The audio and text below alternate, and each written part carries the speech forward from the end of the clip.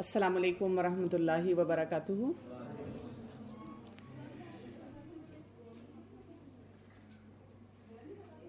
نحمدہ ونصلی علی رسولہ الکریم، اما بعد، فاعوذ باللہ من الشیطان الرجیم، بسم اللہ الرحمن الرحیم۔ رب اشرح لی صدری ویسر لی امری واحلل عقدۃ من لسانی یفقہوا قولی۔ پیرابلز فرام قرآن، ایگزامپلز فرام قرآن۔ آج ہم جو مثال جس کے اوپر بات کریں گے وہ بہت ہی امپیکٹفل ہے۔ سورہ الاعراف کی آیت نمبر 175 سے 178۔ اس میں ان لوگوں کی مثال آئی ہے جن کو اللہ سبحانہ وتعالیٰ نے علم دیا اور اس علم کو حاصل کرنے کے بعد وہ گمراہ ہو گئے، وہ مس گائیڈڈ تھے، انہوں نے اس علم سے فائدہ نہیں حاصل کیا۔ اس کو ہم دین کی نظر سے دیکھیں گے، اور جو ہم ایجوکیشن سیکرز ہیں یا ہم جو اس وقت کالج میں یونیورسٹیز میں تعلیم حاصل کر رہے ہیں، ہم اس نظر سے بھی دیکھیں گے جو علم ہمارے پاس آتا ہے ہم اس کے ساتھ کیا معاملہ کرتے ہیں، یعنی اللہ تعالیٰ کیا چاہتے ہیں کہ علم کے ساتھ ہمارا ریلیشن شپ کیا ہونا چاہیے۔ تو سورہ الاعراف کی آیت نمبر 175 سے 178 کو دیکھتے ہیں۔ وَاتْلُ عَلَيْهِمْ نَبَأَ الَّذِي آتَيْنَاهُ آيَاتِنَا فَانْسَلَخَ مِنْهَا فَأَتْبَعَهُ الشَّيْطَانُ فَكَانَ مِنَ الْغَاوِينَ۔ اور انہیں اس شخص کا قصہ پڑھ سنائیے جسے ہم نے اپنی آیات دی، پھر وہ ان سے بالکل نکل گیا تو شیطان اس کے پیچھے لگ گیا اور وہ گمراہوں میں سے ہو گیا۔ آپ کو کچھ ویژولائزیشن کرنی ہوگی۔ ایک ایسا شخص، آپ ایک ایسے فگر کے بارے میں سوچیں جس کے پاس علم آیا، آتیناہ آیاتنا، اللہ تعالیٰ کی طرف سے دیا ہوا علم آیا، اور اس نے کیا کیا؟ وہ اس میں سے نکل گیا۔ جب انسان علم کو چھوڑتا ہے تو اس کے پیچھے کون لگ جاتا ہے؟ شیطان۔ یعنی وہ جب پرنسپلڈ نالج اس کے پاس آتا ہے، اوتھینٹک ریفرنسز اس کے پاس آتے ہیں، اور وہ ان کو چھوڑ کر دوسری چوائسز کرتا ہے، تو وہاں پر شیطان اس کا ساتھی ہوتا ہے۔ اس کی وجہ سے کیا ہو جاتا ہے؟ وہ گمراہ لوگوں میں ہو جاتا ہے، غاوین۔ جو لوگ خود سے یہ سلیکشن کرتے ہیں کہ یہ جو علم ہمارے پاس آیا ہے اب اس کے ساتھ ہم غلط کام کریں گے۔ آیت نمبر 176، وَلَوْ شِئْنَا لَرَفَعْنَاهُ بِهَا وَلَكِنَّهُ أَخْلَدَ إِلَى الْأَرْضِ وَاتَّبَعَ هَوَاهُ۔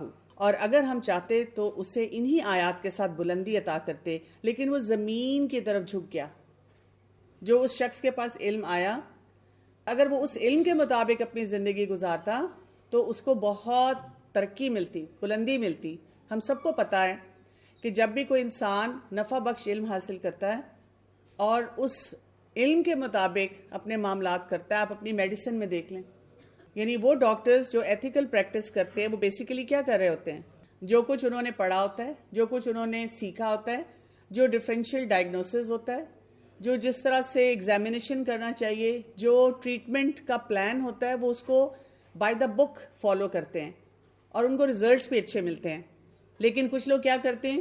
جب اپنے کلینک کھولتے ہیں تو وہ نیلے پیلے شربت بنا کر بیچتے رہتے ہیں، جن میں چاہے انہوں نے اینٹی بایوٹکس ساتھ ساتھ اینٹی الرجک اور اسٹیرائڈس کا مکسچر بنایا ہوتا ہے کہ جلدی جلدی آرام آ جائیں، بار بار پیشنٹ کو بلائیں۔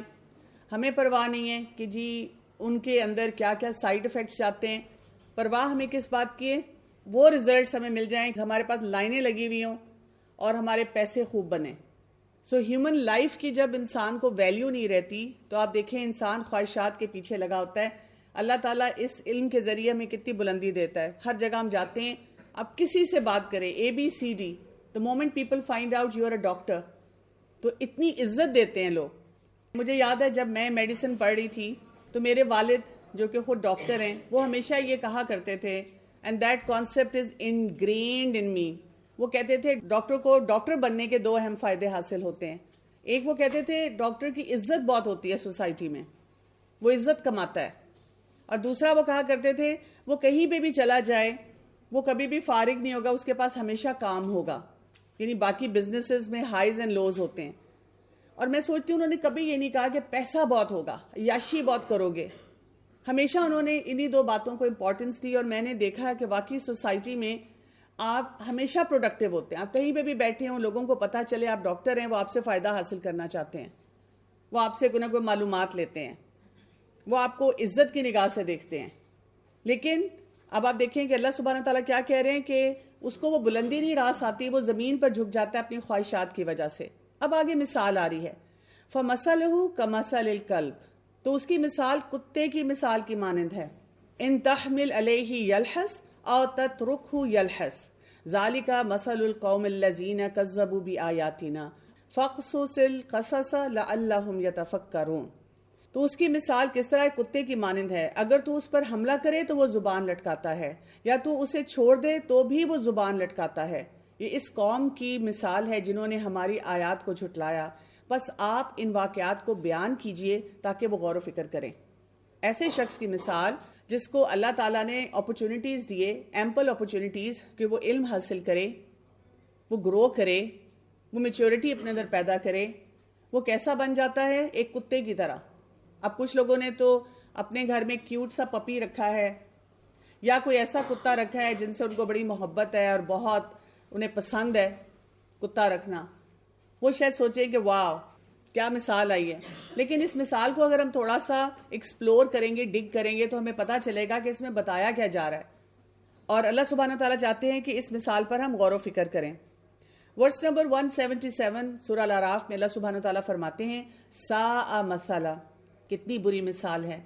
کس کی؟ القوم الذین کذبوا بآیاتنا وانفسهم كانوا یظلمون، ان لوگوں کی جنہوں نے ہماری آیات کو جھٹلایا اور وہ اپنے ہی نفسوں پر ظلم کرتے رہے. اللہ تعالیٰ کی آیات کو کیسے جھٹلایا؟ سب سے بڑی بات تو یہ کہ قرآن کا علم جو حاصل کیا اس کے مطابق پریکٹسز نہیں کی. پھر دوسرا اس طرح سے جھٹلایا، باقی بھی جو نفع بخش علم ہے اس کی قدر نہیں کی، اور اپنے نفسوں پر خود ظلم کر رہے ہیں. مَن يَهْدِ اللَّهُ فَهُوَ الْمُهْتَدِ، جسے اللہ ہدایت دے پس وہی ہدایت پانے والا ہے. وَمَن يُضْلِلْ فَأُولَٰئِكَ هُمُ الْخَاسِرُونَ، اور جس سے وہ بھٹکا دے پس یہی لوگ خسارہ پانے والے ہیں. چلیں ذرا اس مثال کو تھوڑا سا سمجھنے کی کوشش کرتے ہیں. یہاں پہ کہا گیا کہ وَاتْلُ عَلَيْهِمْ نَبَأَ الَّذِي آتَيْنَاهُمْ آیَاتِنَا، اور انہیں اس شخص کا قصہ پڑھ سنائیے جسے ہم نے اپنی آیات دی. رسول اللہ صلی اللہ علیہ وسلم سے خطاب ہے، یعنی کہ یہ بات اللہ سبحانہ تعالیٰ ڈائریکٹلی بھی کہہ سکتے تھے، لیکن اللہ تعالیٰ نے آپ صلی اللہ علیہ وسلم کے ذریعے کہا کہ بتاؤ لوگوں کو، ان کو بتاؤ. اور آپ کو پتہ ہے کہ قرآن مجید کا یہ ایک اسلوب ہے، یہ ایک طریقہ ہے کہ جب کوئی بات بہت ہائی لائٹ کر کے بتائی جاتی ہے، بہت اس کی امپورٹنس پہ ہمیں کہا جاتا ہے کہ تھوڑی دیر کے لیے پاز کرو اور سوچو تو صحیح کیا کر رہے ہو تم، تو اس وقت یہ سٹائل ہوتا ہے کہ بتائیں ان کو. اور ساتھ کیا کہا گیا؟ نبا. نبا جو ہوتی ہے اس کو ہم بریکنگ نیوز کہہ سکتے ہیں، اس کو ہم ایسی خبر کہہ سکتے ہیں جو بہت امپورٹنٹ ہے اور ہمارے فائدے کی ہے، ہمیں پتہ ہونی چاہیے. ایسے نہیں ہونا چاہیے کہ جی ہم اینڈ میں کہیں کہ اچھا آئی ہیڈ نو آئیڈیا کہ یہ نالج امپورٹنٹ تھا. اور آپ کو پتہ ہے کہ میڈیسن پڑھتے پڑھتے بھی جب آپ اسپیشلی کلینکل سائڈ پہ زیادہ انگیج ہو جاتے ہیں، جب آپ پاس آؤٹ ہوتے ہیں، تو پھر آپ کو زیادہ امپورٹنس فیل ہوتی ہے جو کچھ آپ نے پڑھا ہوتا ہے. کیونکہ جب تک ہم اسٹوڈنٹ ہوتے ہیں، حالانکہ اب تو ماڈیولر سسٹم ہے جس میں ہمیں زیادہ امپورٹنس پتہ چل جاتی ہے، ساتھ ساتھ ہم کلینکل ایسپیکٹس کو ٹچ کرتے ہیں، لیکن سٹل ہم اس نالج کو بہت لائٹلی لے رہے ہوتے ہیں. ہم سوچ نہیں رہے ہوتے کہ اس نالج کی، اس علم کی ہمارے لیے کتنی اہمیت ہونی چاہیے. یعنی دس از اباؤٹ ہیومن لائف. آپ دیکھیں باہر کے ممالک میں کیا رول ہے، اگر آپ نے کوئی بھی ڈگری کی ہے تو ایک سرٹن ٹائم فریم کے بعد 8 سال 10 سال آپ کو دوبارہ سے ایک ایگزام دینا ہوتا ہے. اور آپ جب ایگزام دیتے ہیں اس میں وہ آپ کو پوری ایک کتاب دے دیتے ہیں، جو بھی آپ کا سبجیکٹ ہوتا ہے، اسپیشلائزیشن ہوتی ہے، اس میں جتنی اپ ڈیٹڈ ریسرچز ہوتی ہیں آپ کو سب پڑھنی پڑتی ہیں. اور آپ جب وہ پڑھتے ہیں تو پھر اس کے بعد دوبارہ آپ اس ڈگری کے لیے ایلیجبل ہوتے ہیں کہ اب آپ پریکٹس کر سکیں. میں نے بھی recently American board of life style medicine کیا. ای میل دھڑا دھڑ آنی شروع ہو جاتی ہیں کہ اب آپ یہ آرٹیکلز پڑھیں اور اس کے مطابق یہ کوئزز اٹینڈ کریں، اور آپ نے اس سال میں یہ 3 آرٹیکلز پڑھ کے ان کے کوئز پاس کرنے ہیں، 80% سکور کرنا ہے.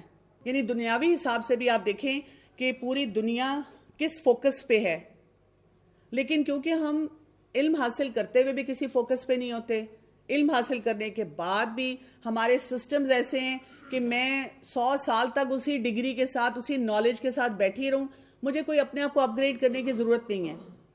اسپیشلی وہ لوگ جو کمپلیٹلی پرائیویٹ پریکٹس میں چلے جاتے ہیں.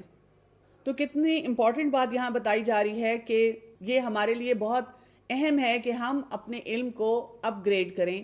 اور اپ گریڈ علم تبھی ہوتا ہے جب آپ اس کو اپلائی کر رہے ہوتے ہیں. جب آپ اپلائی کرتے ہیں پھر آپ کو جو چیلنجز آتے ہیں پھر آپ سوچتے ہیں اچھا بھئی اس کا جواب کہاں سے لینا ہے, یہاں پر کیا چیز مجھ سے مس آؤٹ ہو رہی ہے. اب یہاں پہ ایک اور جو اہم بات بتائی گئی ہے, آیاتینا, ہم نے جس کو اپنی آیات دی. پہلی بات تو یہ سمجھ لیں یہاں پہ ہم نے دی, اللہ تعالیٰ کا انداز دیکھیں, اس سے پتہ یہ چلتا ہے کہ علم کا سورس کہاں سے آ رہا ہے, اللہ تعالیٰ کی طرف سے. جتنا بینیفیشل علم ہے, جتنا نفع بخش علم ہے, وہ تمام کا تمام اللہ تعالیٰ کی طرف سے آتا ہے. اس میں آپ ساری سائنسز کو شامل کر لیں. یعنی آپ جب ہیومن باڈی کو بھی پڑھتے ہیں تو آپ کے ذہن میں ہمیشہ ایک آنی چاہیے, ایک روب آنا چاہیے, ایک امپیکٹ آنا چاہیے کہ اللہ تعالیٰ نے کتنی خوبصورت باڈی کریٹ کی ہے. میں ایز اے پیڈیٹریشین جب آپریشن تھیٹر میں موجود ہوتی ہوں فار اے سیزیرین, اور جب انسیجن دے رہا ہوتا ہے سرجن, جو گائنی کی ڈاکٹر ہیں وہ انسیجن دے رہی ہوتی ہیں, میں اس وقت یہ سوچ رہی ہوتی ہوں کہ یا اللہ آپ نے کیسے یہ ایک پارٹ بنایا ہے ہماری باڈی میں جہاں پہ وہ انسیجن دے رہی ہیں اور وہاں پہ کوئی میجر ویسل نہیں ہے, اور کتنے مزے سے آسانی سے ایبڈومنل مسلز جو ہیں ان کو سائڈ پہ ریٹریکٹ کر کے یوٹرس تک اپروچ ہے. آپ کوئی بھی سرجری دیکھ لیں, کوئی بھی پروسیجر دیکھ لیں, انسان اس کو دیکھ کر بالکل حیران رہ جاتا ہے. پھر میں سوچتی ہوں کہ اللہ سبحانہ و تعالیٰ نے جو کچھ بنایا پھر وہاں تک لوگوں کو پہنچایا بھی, کہ لوگوں نے پھر اس کو ایکسپلور بھی کیا. پہلے کیسا انسیجن دیا جاتا تھا, پھر وقت کے ساتھ دیکھا گیا کہ اچھا اس سے کیا پرابلمز آئیں, پھر دوسری طرح سے انسیجن ہونا شروع ہو گیا. یعنی ہر وقت آپ دیکھیں کہ کچھ نہ کچھ ایڈوانسز ہو رہی ہوتی ہیں. ساتھ ہی یہاں پر کون سی آیات یا نشانیوں کی بات کی جا رہی ہے. ایک ہوتی ہیں کائنات کی نشانیاں اور ایک ہوتی ہیں قرآن مجید میں دی گئی نشانیاں. تو ہمیں یہ بتایا جا رہا ہے کہ جتنی بھی نشانیاں اللہ تعالیٰ نے دی ہیں ان کے اوپر غور و فکر ہونا چاہیے. ایک نالج سیکر جو ہوتا ہے, علم حاصل کرنے والا انسان جو ہوتا ہے, وہ ہر بات سے صحیح کنیکشن بلڈ کرتا ہے. یعنی زندگی کا مزہ تب آتا ہے جب آپ نے قرآن مجید کا علم اس طرح سے حاصل کیا ہوا ہو کہ جب آپ کچھ بھی دنیا میں پڑھ رہے ہیں آپ ان باتوں کو کنیکٹ بھی کر سکیں اور اپنی لائف سے ریلیٹ بھی کر سکیں. یعنی آپ کو کبھی بھی سائنسز میں اور قرآن مجید میں, اسلامک نالج میں کوئی گیپس نہ نظر آئیں. یہ گیپس صرف ان لوگوں کو نظر آتے ہیں جن کے علم میں وسعت نہیں ہوتی, جو سطحی علم حاصل کرتے ہیں.